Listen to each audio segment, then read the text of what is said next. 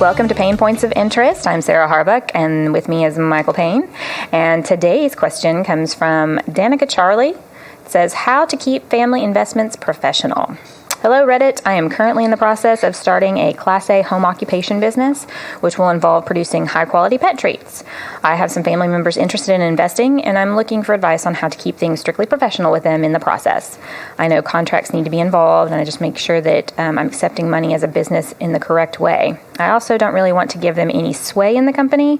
I don't know if the two exactly go hand in hand. I am very green in all of this, and I would appreciate your advice. Oh boy. Okay. Taking money from family, man, that's a minefield by itself, without adding business involved, into the whole mix. Depending on how much money, my advice would be, depending on how much money you need to start up, if you can do it yourself, do it yourself. Yeah, I'll echo that sentiment. First of all, if you can avoid taking money from family, do it. I would always be in favor of that. My second piece of advice in this is, before you do anything, you need to project what your startup costs are, what your operational costs are month to month for the first at least year, if not 3 to 5 years of operating with what most people would say including projected growth. Yeah. And this is really hard for a lot of people. Right. Okay? Because you're like, I've not done any business. How do I project how I grow? Okay? Well, let your dreams be dreams. Okay? Yeah. Speak it into the universe. Maybe it'll happen. That's right. Put it out there. Try to be reasonable. Don't say you're going to do $1 million in the first year selling dog treats out of the house. Yeah. Right? That's not going to happen, right? But try to set your goals, right, and project towards those goals. How much can you feasibly do as a Class A home occupation before you are subject to regulations, right? That's one of the big things. A lot of people may not know what a Class A home occupation business is. Yeah, I was just about to ask you if you have a definition for us on that. So this varies from state to state. Yes. Okay. As it would. Because it can't be easy. And what that is... Is there a general sort of definition, though? It just depends. See, I'm not used to this specific term, right? Okay. I'm trying to actually figure out where Class A home occupation... What's it called in Texas? Do we know? That's what I'm trying to figure out, what state this is.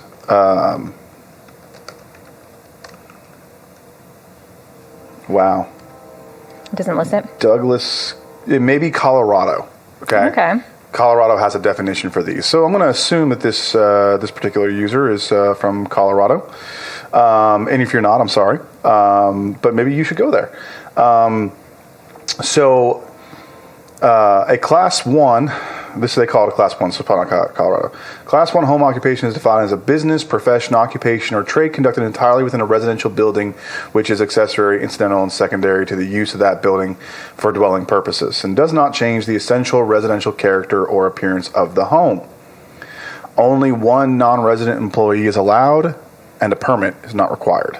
Okay. So it's basically like a lot of small businesses in our area, really. A lot of people work out of their houses. They have a little office or something, or an outbuilding. The only version of this that Texas has is when it comes to food goods. Yes. Okay. Now, they did change the laws a while back where you can get a special permit and have your kitchen, do your stuff at home, right? If you're a baker or something. Yes. So you can... I forget what it's called exactly. But they have limitations. Yes. Right? There's only so many things you can do and so much volume you can do. Right. And who you can sell to. It's very similar to laws about brewing alcohol in most states, where you can't sell it. First of all, you cannot sell alcohol without a license from your state's bureau. Right. And the TABC will come at you here in Texas. But... it's a little bit different for food stuff, obviously, because it's not a controlled substance. Right. Okay, but it's similar in the idea that as a home brewer, while you can't sell it, you are allowed to make a certain amount of beer, a certain amount of hard liquor, distilled varieties, right, and a certain amount of wine. And they have limitations on what you're allowed to do per year for your own personal use. Right. Okay. So in the same vein, these occupations do that. So you can project what your year is going to look like, right? And say, well, I intend on within 2 years starting a commercial kitchen. Okay, well, now you can do all those projections. So I would absolutely encourage this particular individual to do those kind of projections and understand what the operating costs are going to be for those months, because that's going to tell you what kind of capital you need. Most places that do this sort of thing, manufacturing or retail operations, they do not give themselves enough money to operate for up to a year without profits. Yeah. Okay? You need to have that money in the bank. Okay? Because there's no guarantee you're going to sell. And startup, depending if you already have the stuff to start with, you've got startup costs, which are, it can involve the equipment that you're going to be using, the ingredients, the product, distribution, the website, all the things that we talk about pretty much on a daily basis here. That's all startup. One-time costs typically that you have, or at least once a year costs. And then you've got, like you said, the month-to-month stuff, and having that as a startup, not a startup, but is your operating capital, and having enough for a year, because, almost no business turns a profit in the first year. Right. I mean, that would be incredible. Right. Depending on how, I know one of the commenters said, well, if it requires less than $500, just finance it yourself. I don't know any business that would involve cooking or making a food, whether it's for pets or for people, that would be that cheap. Well, the poster does say that that's their intention, because apparently they've been doing this and they have the equipment in their home, and that's why they're doing this as a home startup, a home occupation. Right. But $500 seems a little low to me, but maybe I don't know. Well, and it actually speaks to the next piece of this, right? Which is this particular user is asking for advice on family members investing. Yeah. Okay. So we probably should delve into that. The difficulty here is, number one, the user doesn't need it, right? Number two, it's family. Got to be careful.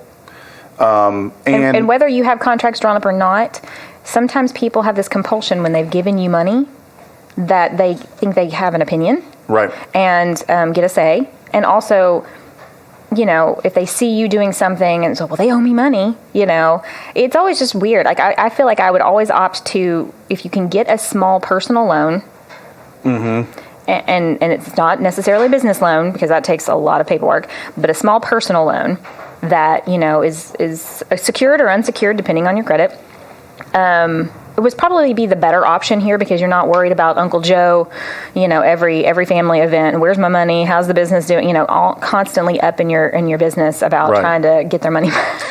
If you get to the point, I don't think this user is there, but if you were to get to the point where you actually did need the investment, right? Yeah. And you're talking about family members, and you're doing this as a home business structured as a sole proprietorship, number one, there is no legal way under a sole proprietorship to take investors and have them get distributions from the company. That's a good point to make. Okay.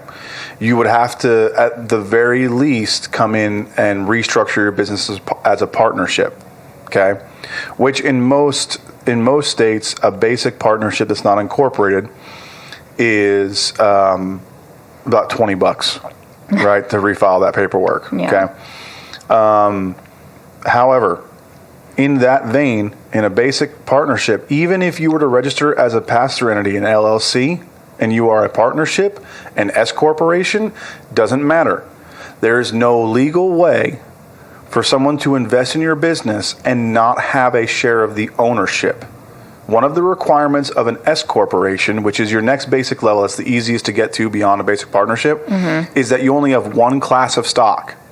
So the only way to formulate it so that they get distributions of the money, but they don't have a say in the business, is to have different classes of stock. This class of stock is a financial only investment. This class of stock is a true ownership.